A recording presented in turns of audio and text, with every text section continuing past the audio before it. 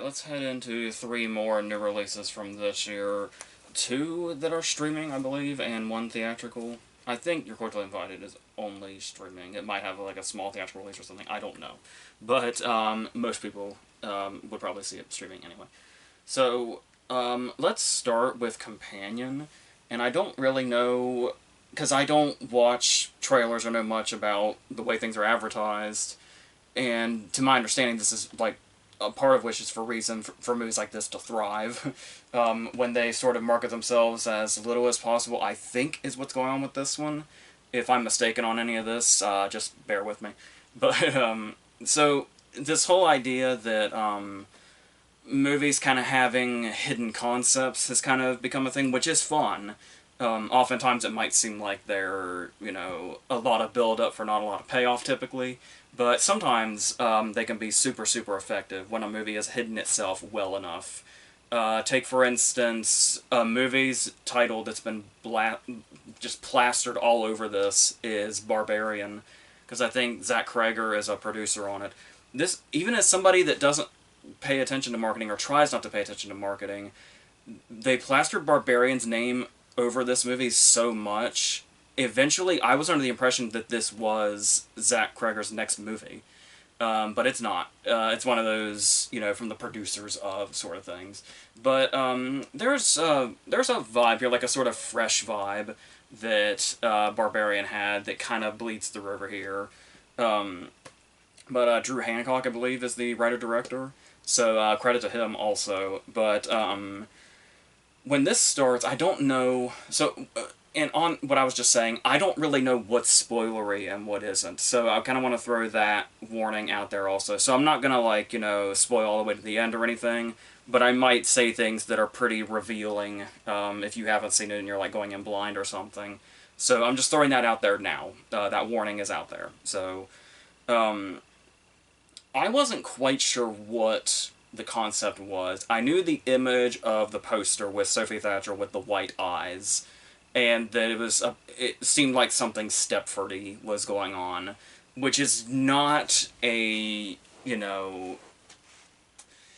it's not a movie that's been untouched as far as, homage and inspiration and stuff like that has gone. It's a movie that's definitely been emulated by a lot of movies, especially in the last decade or so. So that was kind of concerning at first. And the fact that it did kind of have the vibes of other things, the very opening scene was reminding me of Fresh, the Sebastian Stan, Daisy Edward Jones movie from a few years ago. And, but as it went and it unfolded, what's interesting is it takes its time a little bit in this first 20 minutes or so, but it also feels like, I guess when you look at other, hidden concept movies or whatever you want to call it, you tend to imagine there's going to be a really long build-up. And so it does feel like it takes its time a little bit, but it also feels like we get there refreshingly fast. Because it has other things up its sleeve once it gets to its sort of first big reveal of what it is and what's going on here. A lot of stuff is happening in flashbacks, and I will say, despite how I'm saying that I think it's a good thing, with this movie's particular flow, I'm not saying it's always a good thing to get to the point as fast as possible, but with this movie's particular flow, I feel like it really worked. But I also had reservations, because it was especially when we got into the flashbacks, it was not to be too cynical, but I was kind of getting the vibe that it was almost trying to be to come off clever, and that felt like it was a bit obvious. But then, as it went on, and they started throwing more curveballs and going in different directions, and the dark sense of humor really started coming through more and more as it went, I started to get a lot more into it as it went. So I was into it in that first 20 minutes to half an hour, but I also had reservations. But for the most part, they do pay off. There are just, some obvious setups that eventually lead to some obvious payoffs throughout it, but that wasn't really enough to sort of kill the vibe or anything, because there's still, a real vibrant energy to this movie, despite it being quite dark material, with some dark outcomes and plenty of bloodshed. And, yeah, and it just kind of gets super fun, especially when we get to what I guess would be, this is something that's kind of revealing, but there's a sort of second reveal in regards to a couple of, or one particular secondary character, which you could probably guess. And what's interesting about this that I actually like is that it sort of sets up this, oh, how much do we really even know thing. If this thing has been tricking us for the entire first half of the movie, and the reveal kind of catches us by surprise. So that kind of leaves you with this feeling of, so what else is it? Like, who else? Who else is not who they seem to be? And I like the fact that they could have just started bombarding us with that. But after that one initial payoff, there's not really another sort of turn like that, which I think helps a lot. Because once it happens once, it becomes that thing of now we're just waiting for it. So the fact that they didn't sort of double and triple down on how we'd react to that, I thought was really nice sort of restraint and kind of going in other directions with how it would try to surprise us and all that, or catch us off guard. And so I really like the way they did that also. And just some stuff they throw in here as far as like the technology aspect.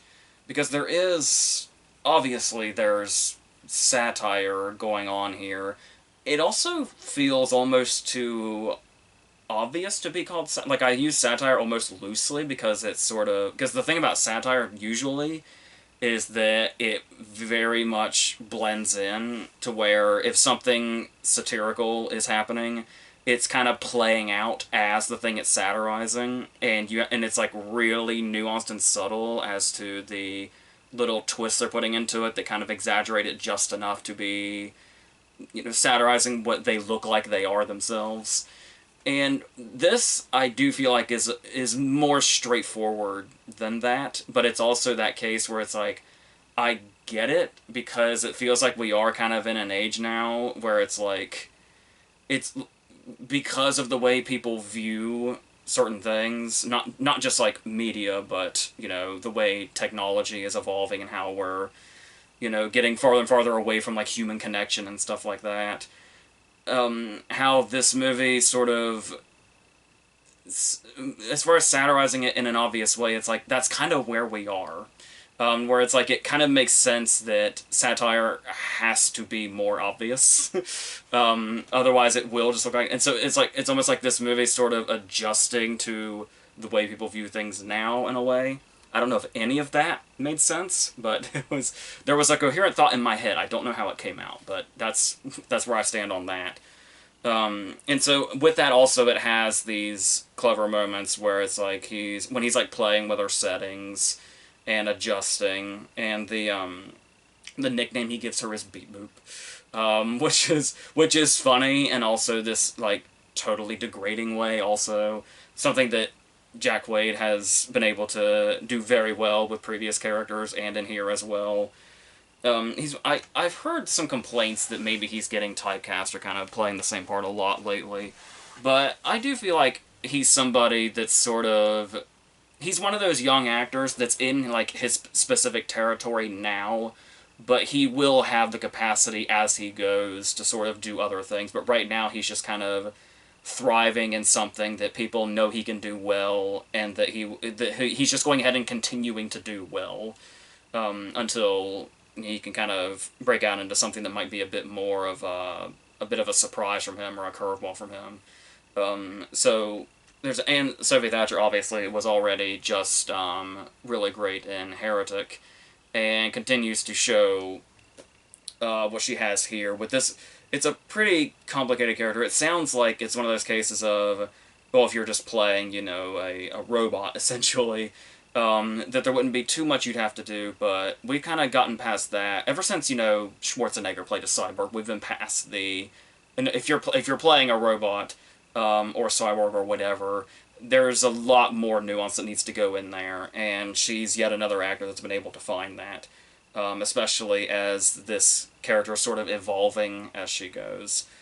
There's also a very funny character in here played by Rupert Friend. As soon as I saw him and I realized he was Rupert Friend, I was already laughing. Because you can just already tell this character.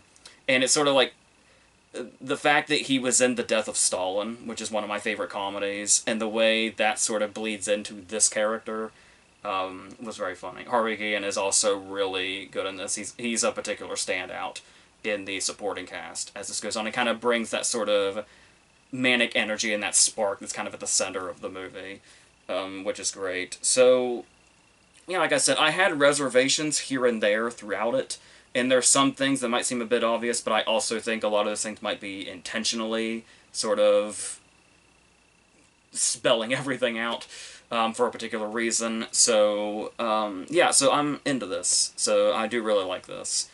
So let's go on to You're Cordially Invited, which is, it's an Amazon movie, and it set itself up basically as like a typical sort of 90s, early 2000s romantic comedy, with faces that, you know, we've seen in territory like this before with Will Ferrell and Reese Witherspoon. Nicholas Stoller's the director who did Forgetting Sarah Marshall. So you kind of think you have all the pieces here, and that's pretty much what it is. It's basically, I guess you could call it like a comfort movie for people that like this particular genre and these particular people. I know I have a Reese Witherspoon bias, so it's very hard for me to dislike anything that she's in. And I was just looking over her filmography before I saw this, and it's like she's maybe been in like one or two movies that I just flat out didn't care for. And she's got a long filmography, so that's really good. Or just makes me very, very biased. I don't know, because she's one of my favorite actresses, but whatever. So one thing that caught me off guard that the movie does go in on, I do think it sets up something. It sets up a certain new expectation that made me think the movie might be more than what it did end up being, because at the end of the day it is just a 90s, early 2000s romantic comedy.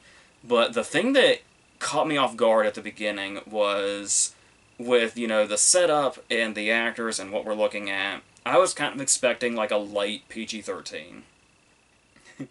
So even Stoller being the director, it didn't really register that it might be more than PG-13. But the way in which it sort of introduced itself as an R-rated movie, because there's not a lot of sexual content or anything like that. However, we are introduced to Will Ferrell and his daughter, and his daughter introduces her fiance. They've just gotten engaged, and she's just breaking it to him right now that she's getting married. And when this guy walks in, Farrell's demeanor goes from happy dad, the dad-daughter closeness and the connection thing, the sort of sing-songy way about their relationship. Then the fiance comes in, and Will Ferrell says, "Who the fuck is this motherfucker?" And then that's it's like, oh, okay, so this isn't quite the movie I thought it was. So that was fun at first. But then it kind of becomes like, the only reason it's R-rated is because they say fuck a lot. Like, it doesn't, like, you know, push any particular envelope or anything that I remember. So there's a little bit of blood every now and then. But nothing like, you know, extremely over the top or anything, or extremely memorable either.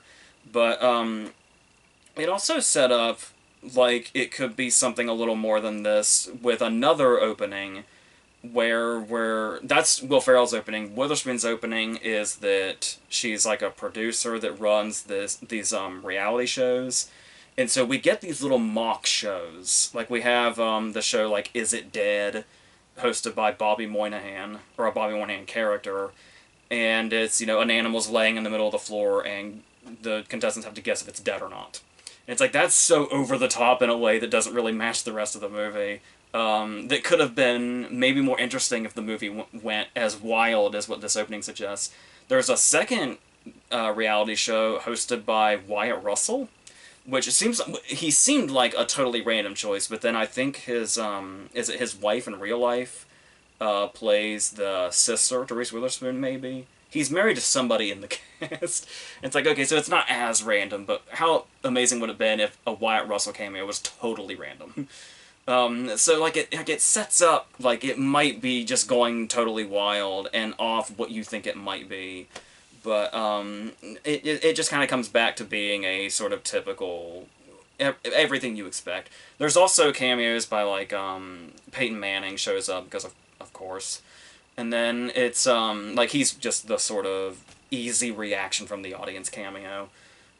Nick Jonas shows up, too, and I kind of roll my eyes at that, because it's like, God, we're really going all in on these cameos. These really easy, make people react cameos. But, I did find it funny that it was like halfway through his screen time before I realized that Nick Jonas was playing a character and not himself. So that's kind of funny, and it seems like that might have been the intention, so I will give them that for that.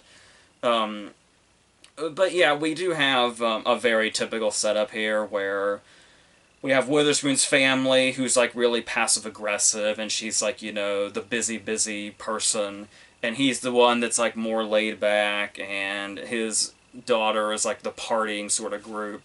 And then through an admittedly funny circumstance, they accidentally double booked the same venue for their wedding, because the nice old woman booking Farrell drops dead before she can write their names down. And then Witherspoon gets put in their place, and then the chaos ensues. So, and Jack McBrayer is the one that takes over, and so Jack McBrayer is always one of those that's like, okay, the movie got a little better, or the TV show, or whatever he's in, whatever it may be, always gets a little better when Jack McBrayer shows up. So that helps a lot. And he's there throughout, with little funny moments here and there, so that helps a lot. There's also some, jokes in here that, because you expect, it's going to be really broad humor and slapstick humor. There is a pretty decent set piece where a dock collapses. But other than that, it is kind of what you expect. It's Farrell running around screaming and getting hurt, and things falling over, and dance sequences, all that stuff, misunderstandings, all that shit. But every now and then, these lines sort of sneak in, or these jokes sort of sneak in. When Witherspoon is trying to reconnect with her family, who is not from LA like she is. She's living that whole lifestyle. And so she says, yeah, I'm down in LA, and they say, like, oh, are you affected by this and this? And it's like everything all the bad things, like weather-wise and natural disaster-wise, that are associated with LA. And it's like, obviously fires are in there, which is it is a common thing, but also particularly now, the timing is like, but,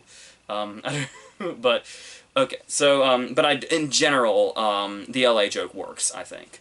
So, then eventually we get to a point where they're trying to sabotage the other weddings, and they lose sight of the fact that it's Witherspoon's sister, and it's his daughter, and it's like, it's more than them, it's other people's emotions, and then they are kind of connecting through this. We have these moments where they just have these really over-the-top battles and sabotage going on, but then there are these quiet moments in between when they have, like, a real human interaction with each other. I don't think these interactions are enough to justify that we're supposed to buy that they're falling for each other. They kind of even make a joke about that at the very end of the movie, where it's like, we haven't really been watching them fall in love. He's been falling in love off-screen, and we get, like, a montage of that at the very end. So I guess, like they're aware that it was the idea of, in a typical romantic comedy, more often than not, we as the audience don't really know why the people fall in love. They just do because the script tells them to, because the genre tells them to. So, I guess it's a play on that, but it only takes you so far when the movie breaks like an hour 40. It's like an hour 45. So, there's another downside is, there's this other producer character that follows Witherspoon around, and he's one of remember how I said Jack McBrayer, where, like, every time he shows up, like, the movie gets a little better, and he'll provide something funny, or he'll say something funny. This producer character with Witherspoon is basically the opposite of that. Like, the movie will kind of have a little bit of a vibe going on, and you'll kind of be enjoying yourself, you'll kind of be laughing, and then this producer will come in and say a one-liner that just drops dead. And it happens every time and it's not like his gimmick. He's supposed to be another one of the funny characters. but his lines are not working out. They just drag everything. Any vibe you have, it just drags it to a halt, and it's like, oh.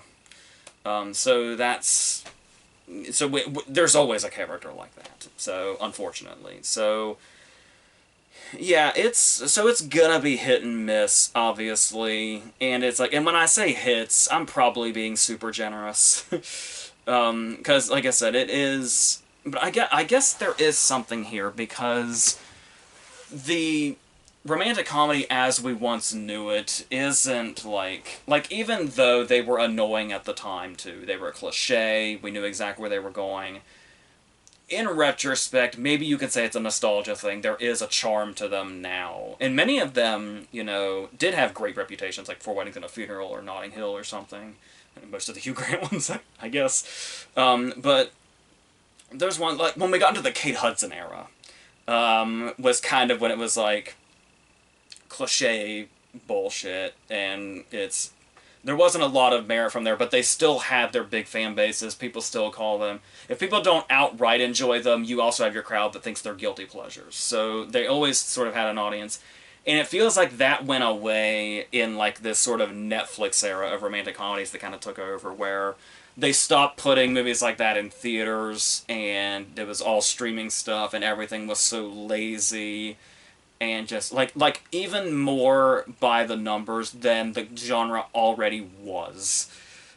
So there's that, and yeah, this is another streaming one, but there is a throwaway Netflix movie is kind of a different level of bland compared to others. Like a throwaway Amazon movie might be memorably bad, but most of the throwaway Netflix movies you won't even remember. So there's some. So now that we're in that era, having a romantic comedy that feels kind of like it's of that early 2000s era, but is also trying to be just push it just a little more, not enough, and not too much, but just a little bit more than those, like wrestling an alligator and stuff like that. Indoors, wrestling an alligator indoors. Let me specify that. So yeah, and there is a funny there's a funny joke aimed at TikTok at the end. That sounds weird, but it's aimed at the vapid nature of TikTok, and it's quite funny. So given the context it's in as well, so there's that. But it is just a sort of, average movie. But like I said, if you are into, like, Who's Here or the genre itself, or you like me, you have, like, a Witherspoon bias, it's passable. You'll get through it and be fine. So it's got that going for it. So let's end on Grafted, a movie I really knew nothing about, except that Shudder had just put it out. And Shudder is very interesting because when Shudder first came out, it seemed like it was going to be like, oh, this is where all of the straight-to-streaming, straight-to-DVD horror movies are going to go and where they're going to come from. But when they started making their original content, and I was late to the party. I was like, I got recommendations from a friend throughout the years, and it's like, oh, damn, like, a lot of these Shudder movies are really good. So anytime they put something out, it could either be something that's like really good, or it could be that sort of, oh, this is just straight to streaming bullshit that would have been straight to DVD back in the day. And you never quite know which one it's going to be. So with this one, I feel like Grafted probably falls somewhere in the middle. And it's, well, here's the thing too, is going into something like Grafted, while we're still in the hype of the substance, for good reason. While there's definitely a lot of comparisons going on between these two right now, there is a part of it, having watched the movie now, where it makes sense, given the themes of the movie. But I feel like we're also in this place right now where we always get in this annoying place when one movie that's kind of its own thing takes off, or does something of a particular kind very well. And anything that comes out that's remotely like that, even though body horror has existed for quite some time now, and movies with these themes have existed for quite some time now, we are at the point where when a movie like Grafted comes out, because basically it stars women and is body horror, people are going to automatically say, oh, so it's the substance. Or it's the substance meets something else. And so that can get kind of annoying once a movie is like really taken off and established, like they've planted their flag in the territory for the foreseeable future. And I love The Substance so much. It's one of my favorite movies of this past year. But even when it's a movie I love, that can get a little annoying when it's like, so this movie can't do this thing without automatically just being that movie as soon as people look at it. So taking it as kind of its own thing, we do have our main character, who is a girl named Wei, with a very traumatic backstory that we get in the opening scene. But she's a student, and then she's brought to live with her cousin and aunt, and she's basically being pressured to be the scientist that her father was. Her father, who dies in the opening scene, with her kind of having to participate in it. It is a very sort of startling opening. I guess it would be more startling if maybe it wasn't sort of done in by its effects. This is a movie where one of the first things I do kind of want to look at is the effects, because we are at a time now, a great time now, where in horror especially, practical effects are kind of hitting the mainstream again a little bit. And it's like we just talked about the Hatchet movies this past October, and of course the Terrifier movies have really, really propelled this whole, well, we can do practical gore effects and we can do it relatively cheaply. And so I feel like people are kind of starting to embrace that again, and stuff like The Substance, which had all like the practical makeup and all the ooze and the gore and stuff like that. And it's really there present with the actors. And this feels like it's kind of maybe a combination of a bit shoddy and obvious CGI, and maybe a little, like, when it gets really close up, there's some practical stuff going on, maybe. But for the most part, it does feel like and I don't know if it's just because we've just had, like, Terrifier and The Substance and stuff like that, that makes it feel like there's a lot of gross stuff in this movie that I was surprisingly unbothered by. Like, faces get peeled off in this movie, and I was barely, like, kind of flinching at it, when I'm typically not completely unsqueamish. Like I talked about, there's scenes in, like, the Hatchet movies or the Terrifier movies that made me lightheaded. So I'm still there. This still is effective when it can do this. Like I said, I don't know if it's just how the effects were done in this movie, but there's, like, one shot where she's kind of, like, peeling off a little bit of her skin on her thigh with a certain instrument. That kind of feels gross, but other than that, like, watching all the big stuff, I just didn't really, I was surprised, by the sort of subpar effects, I guess you could say, and my particular reaction to them, where it's like, this does feel like it's, visceral and jarring and hideous in a way that it's intending, but not in, like, a particularly hard-hitting way. So, and like I said, maybe it's just a little bit desensitized to body horror right now. Like, maybe if I watched this far removed from these movies I've watched recently, it might have been a different impact. Actually, I almost think that probably is the case. So I kind of want to give it the benefit of the doubt there, because it is, and this is a point where you have to say this as a compliment, it is a very disgusting movie. Like, it is, like, it works in that regard, but it's like how you, like, physically react to it, I suppose, depends on how you've been taking in your gore as of late.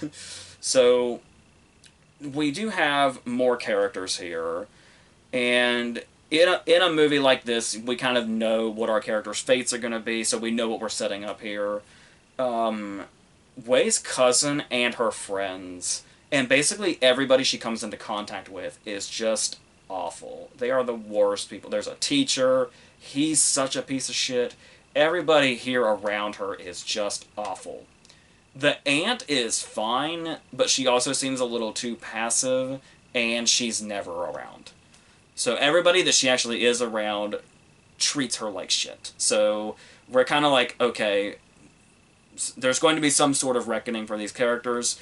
What direction is this going to go in? Because our opening scene, is the dad, when she was a little girl, is doing like skin graft experiments because they both have like these marks on them. I don't know if they're like defects. I can't remember if they specified like something had happened or if they're just like defects or something, but they have noticeable marks on them that make them, in quotes, hideous to the general public. So he's experimenting on that, and it takes over, and he basically, the skin grows entirely over his face, essentially, and in an attempt to cut him out, is how he died. That's what she witnessed as a child, so now this is the experiment she's trying to continue on in hopes of making herself, quote-unquote, beautiful by covering this mark on her. So, and there's nice moments where she befriends a homeless burn victim, where there's like some humanity there and some connection there. And he tells her like, "Are you kidding? You're beautiful," and stuff like that. And there's something here. And then it takes its turn. And once again, I don't know if what I'm saying is too much, because like I said, I didn't know anything about this going in. I don't know how much is even out there or has been advertised, but I only saw like a poster and I knew it was Shudder.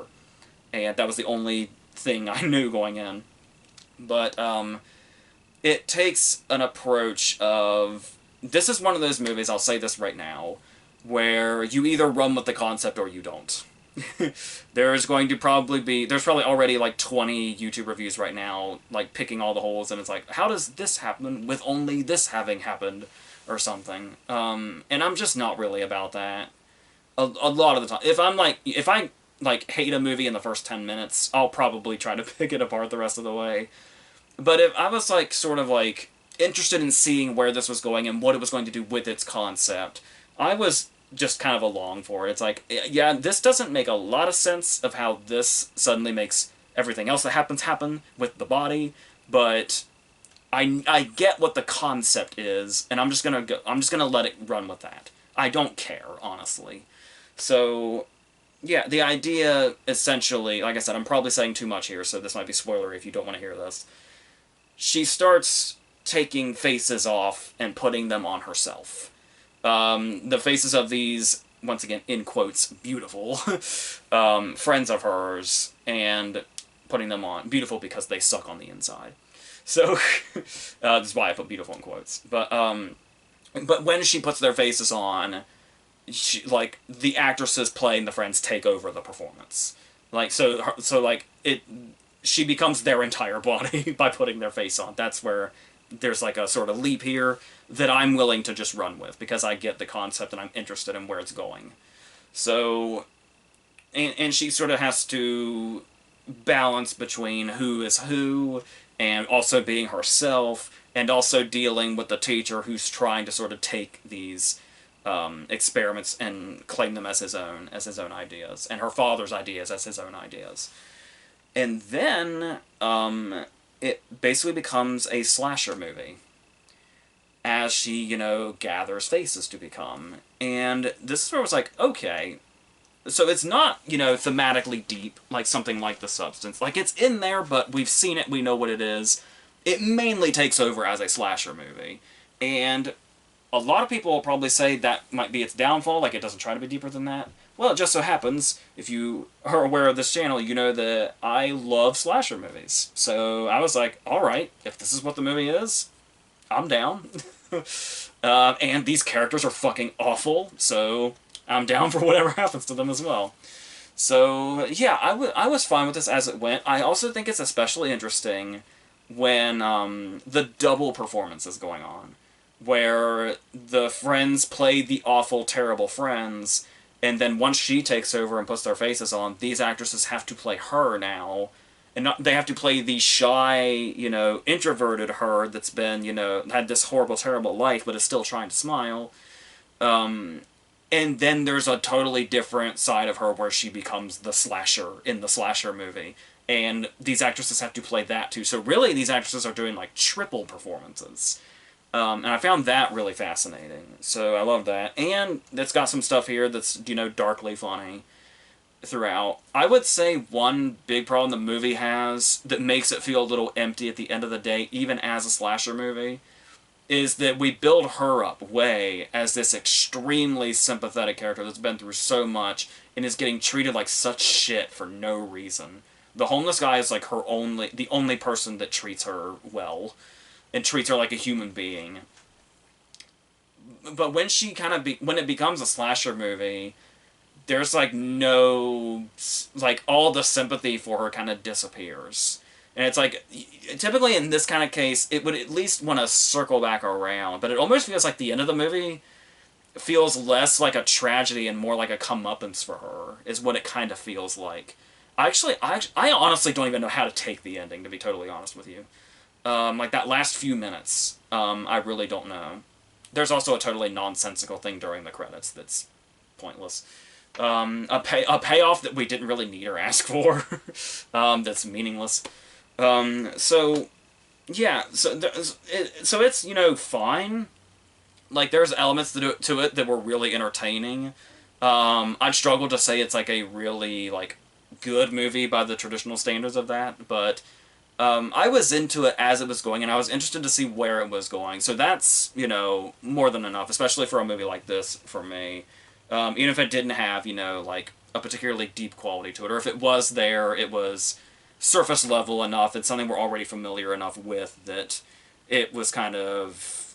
I was more interested... In this particular case, I was more interested in the slasher movie, so... which works too, so that's where I stand on this, I think. So, that's those three. The next three are probably going to be, the Ke Quan movie. The other, we got another slasher movie coming. That's gonna be fun. And probably at some point, I really should see the Keke Palmer movie. I've heard a lot of good things about. And we've got the Amy Schumer movie that's on Netflix that it's Amy Schumer, so everybody's already mad at it, and they probably haven't even seen it. We'll see how that goes as well, probably. So, and all the award stuff is still going on. So, until whatever the next thing is, I think that's it.